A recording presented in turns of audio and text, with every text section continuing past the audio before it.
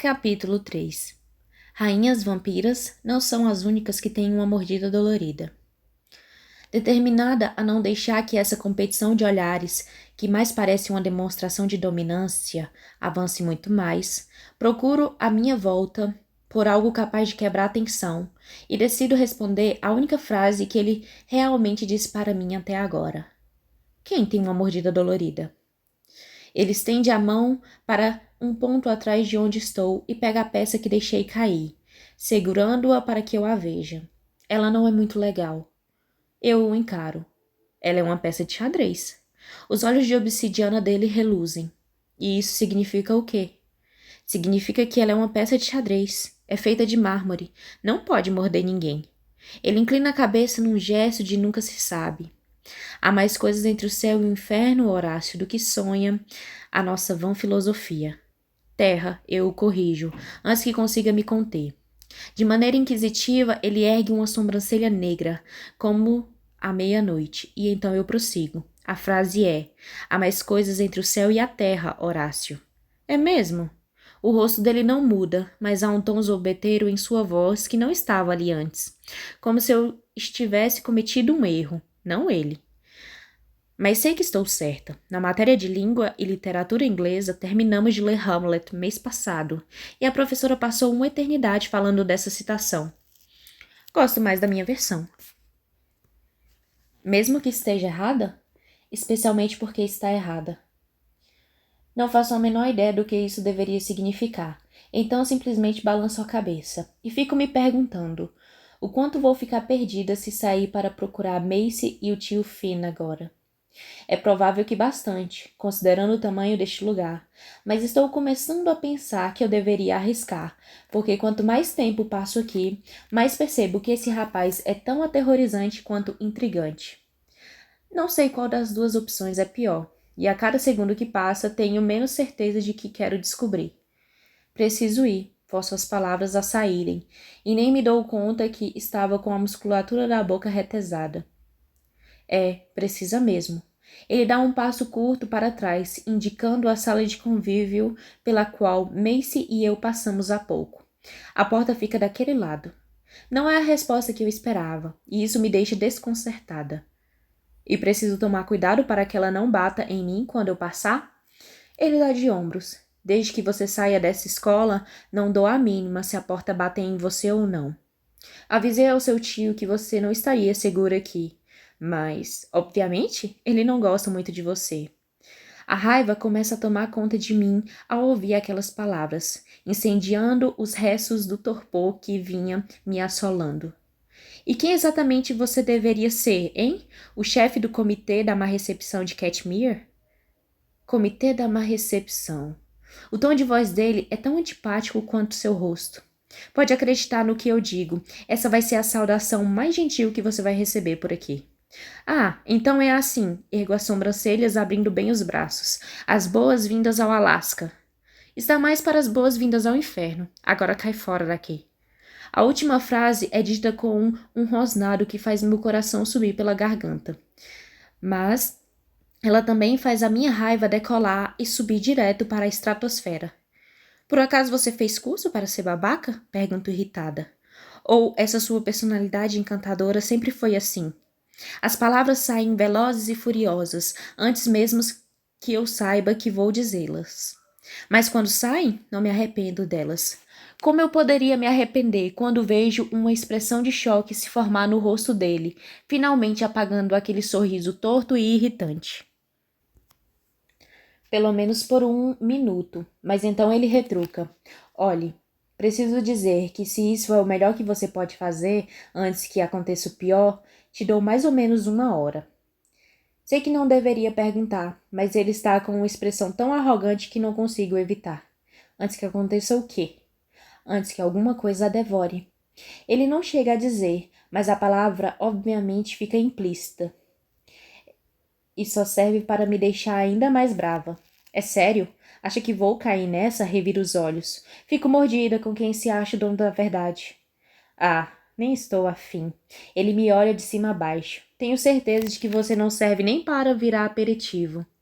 Mas em seguida ele começa a se aproximar, inclinando-se para baixo até quase sussurrar na minha orelha. Talvez um lanchinho rápido, quem sabe. Os dentes dele se fecham com um estalo alto e estridente que me assusta e me faz estremecer ao mesmo tempo. E eu odeio isso, demais, muito mesmo. Olho ao redor, curiosa para saber se mais alguém está assistindo a esse fiasco. Mas embora todo mundo só estivesse Mas embora todo mundo só tivesse olhos para mim até há pouco, as pessoas agora parecem se esforçar para não olhar na minha direção. Um garoto magro, com uma enorme cabeleira ruiva, passa pela sala com o rosto virado desajeitadamente para o lado e quase tromba com outro aluno.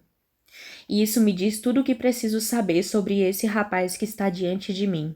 Determinada a recuperar o controle da situação e o controle de mim mesma, dou um longo passo para trás. Em seguida, ignorando as batidas aflitas do meu coração e os pterodátilos que voam no meu estômago, esbravejo. Cara, qual o seu problema? O que você tem na cabeça? É sério, ele age como se fosse um urso polar raivoso. Uns 2 ou 3 séculos? O sorriso torto voltou ao rosto dele. Obviamente, ele está orgulhoso por poder me irritar.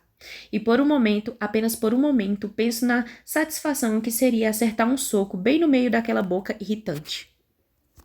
Sabe de uma coisa? Você não precisa ser um... Não me diga o que eu tenho que ser, não quando você não faz a menor ideia de onde veio parar. Oh, não, digo fingindo que estou chocada com uma expressão exagerada.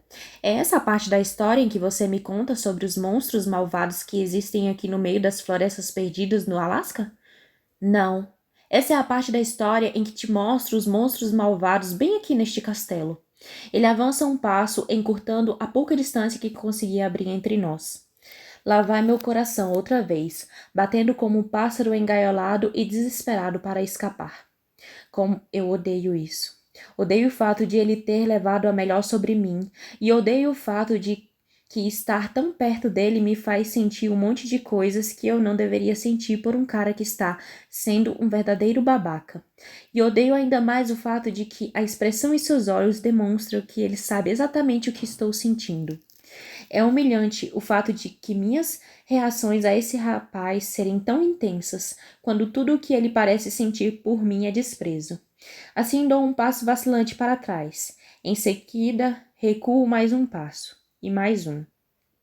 Mas ele não se afasta, avançando um passo para cada passo que recuo, até que fico prensada entre ele e a mesa de xadrez, que pressiona a parte de trás das minhas coxas. Embora não haja lugar algum para onde escapar, e embora eu esteja presa aqui diante dele, ainda assim ele se inclina por sobre mim e se aproxima, a ponto de eu conseguir sentir o hálito morno na minha bochecha e aqueles cabelos negros e sedosos roçando na minha pele. O pouco ar que eu consegui inalar fica preso na minha garganta. O que você está fazendo? Pergunto quando ele estende a mão por trás de mim. Ele não responde logo, mas quando se afasta, está com uma das peças em forma de dragão na mão.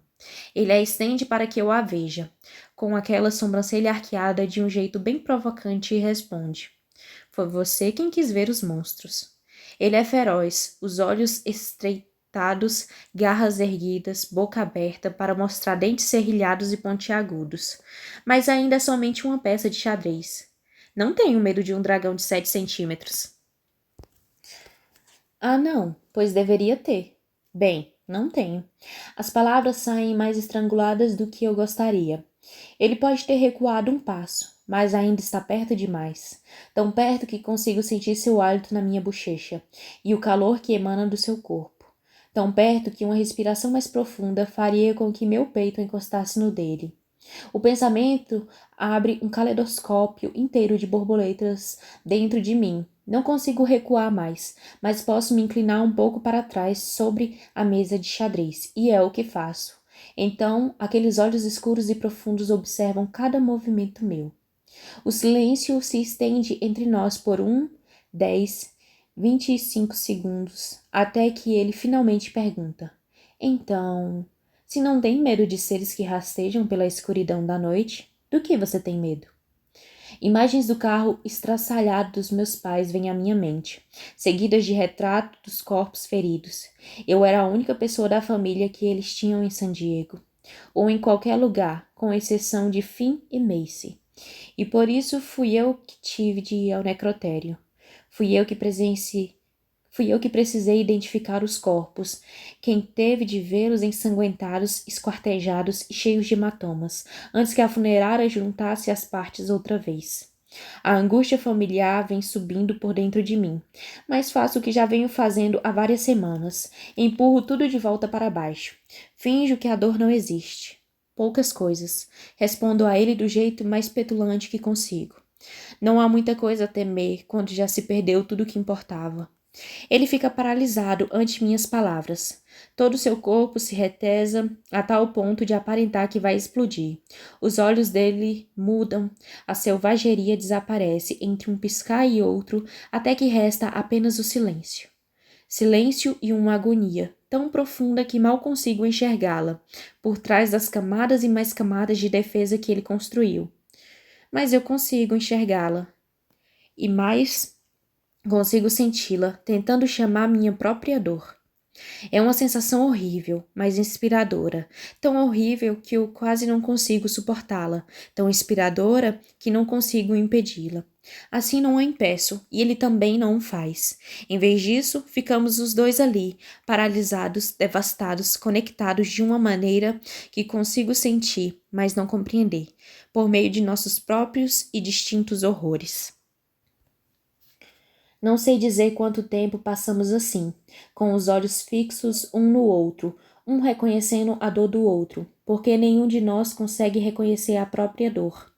Por tempo suficiente até que a animosidade se esvaia de mim. Por tempo suficiente até que eu consiga ver as pequenas manchas prateadas no breu, nos olhos dele. Estrelas distantes que brilham na escuridão, que ele não tenta esconder. Tempo mais do que suficiente para que eu consiga colocar meu coração alucinado sob controle, pelo menos até que ele estenda a mão e toque gentilmente um dentre os meus milhões de cachos. E assim, muito facilmente, eu me esqueço novamente de como se respira. Uma onda de calor percorre o meu corpo quando ele distende o cacho. Pela primeira vez, sinto que estou aquecida desde o momento em que abri a porta do avião de Philip em Haley. É confuso e espantoso, e não faço a menor ideia de como reagir. 5 minutos atrás, esse garoto estava agindo como um perfeito babaca comigo, e agora? Agora eu não sei mais nada. Apenas que preciso de espaço, e dormir, e de uma chance para simplesmente respirar por alguns minutos. Com isso em mente, ergo as mãos e empurro seus ombros, um esforço para fazer com que ele me dê um pouco de espaço. Mas é como empurrar um muro de granito. O garoto não recua, pelo menos não até que eu sussurre. Por favor.